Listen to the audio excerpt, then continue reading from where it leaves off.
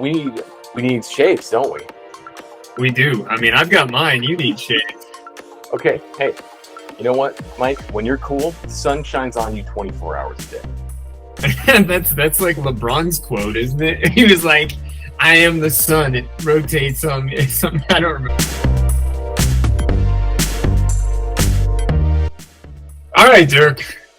The Wyoming Cowboys are back in action, and we are the Buford Sports Network, so we would be remiss to not check in with the Pokes.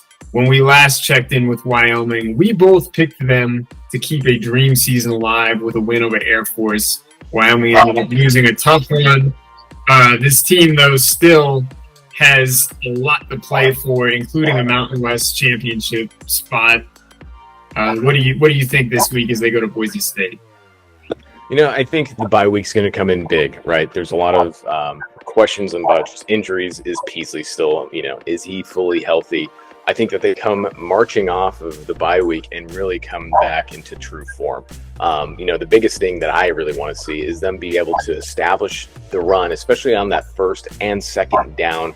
I think that against Air Force, early on, they established very well in the first quarter. Can they carry that into the second half? They've done it earlier in the season, but it just looked as though when they went down to the Springs, something gave in that second half, whether it was just the option or the discipline-based defense that they needed to perform. It played very close, but I do see, hopefully, coming off of that, bye week, that they reestablish themselves and really start taking control of time of possession and everything else that has made them so successful to this point. I will say, the nation is still giving them a fair amount of respect, even though they lost to Air Force, who was unranked at the time, by still giving them, I think it was eight votes that they got in the coaches poll this week. So, Wyoming not completely out of it. And also, if they play their cards right, I think they're going to see that Air Force team again in the Mountain West Championship game. But Mike, what's your thoughts? Yeah, still a lot of football to be played between now and then. I think a big X factor for Wyoming, though, is Harrison Whaley is going to be back. He did not play in that Air Force game. I think he could have been the difference maker down in Colorado Springs.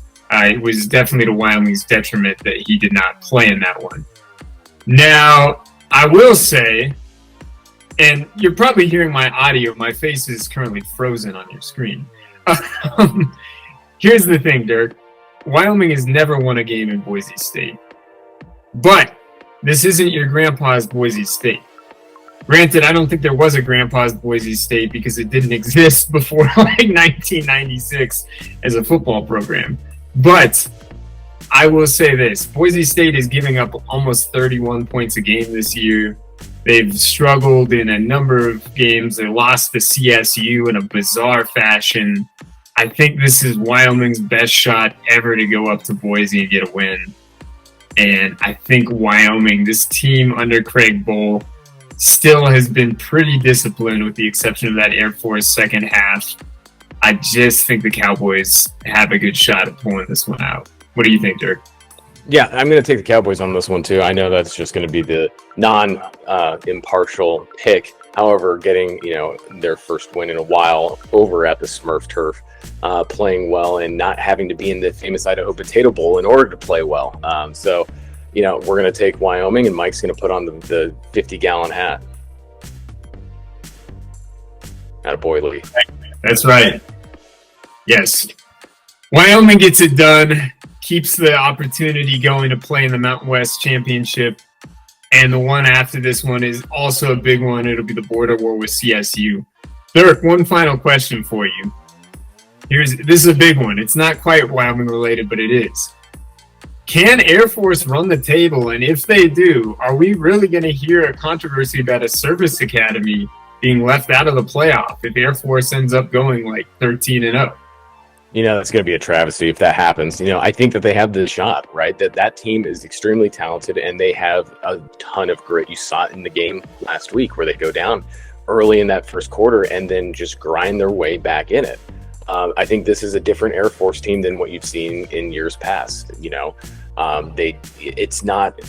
In years past, you would have seen an Air Force team really go behind and not be able to catch up just based off their type of offense, but they're pretty actually well balanced. And they also know how to dominate games.